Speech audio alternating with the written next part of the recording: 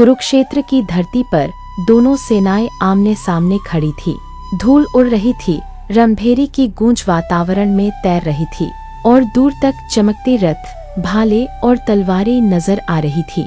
दुर्योधन ने पांडवों की ओर नजर डाली, हर सैनिक अनुशासन में, पंक्तिबद्ध और आंखों में दृढ़ता। लेकिन उसकी निगाह जल्द ही एक चेहरे पर थम सी गई। धृष्टद्युम्न, वही जो आज पांडवों की सेना का सेनापति था।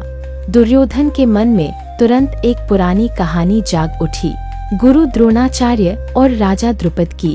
वह जानता था बचपन में ये दोनों गुरुकुल में मित्र थे। द्रुपद ने वादा किया था कि राजा बनने पर आधा राज्य द्रोणाचार्य को देगा, लेकिन राजसिंहासन पर बैठते ही उसने अहंकार में द्रोणाचार्य का अपमान किया। द्रोणाचार्य ने बदला लिया और अपने शिष्यों पांडवों से द्रुपद को हरवाया।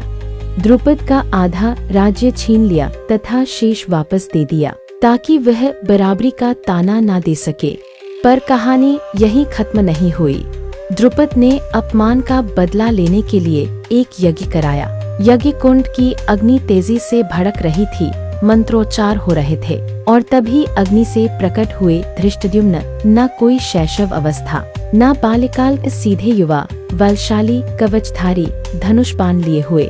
उनका चेहरा तेज से दमक रहा था, मानो वे किसी देवता के ही अवतार हों। उनके साथ उनकी बहन द्रौपदी भी अग्निकुंड से प्रकट हुई। धृष्टद्युम्न का जन्म एक संदेश था, जिसका एकमात्र उद्देश्य था द्रोणाचार्य का वध।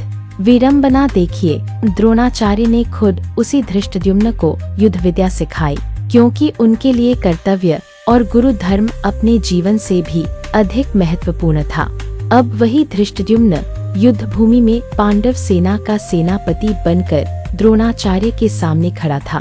दुर्योधन ने इस मौके को छोड़ा नहीं। वह अपने रथ से उतरकर गुरु के पास गया, हल्की मुस्कान और तीखे स्वर में बोला, पश्येता पांडुपुत्रानामाचार्य महति चमूम व्यूढ़ा द्रुपदपुत्रेण तव शिष्येन धीमता।